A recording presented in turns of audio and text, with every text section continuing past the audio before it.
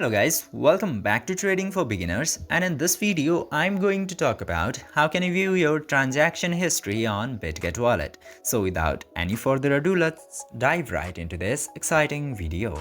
Now, in order to check your transaction history, you just simply have to open your Bitget Wallet application, and after opening the Bitget Wallet, you just simply have to tap into this wallet option at the bottom right corner. Tap into wallet option, and from there you will get this option of transactions. Tap into transactions, and from this section, if you have any transaction, you can easily see that.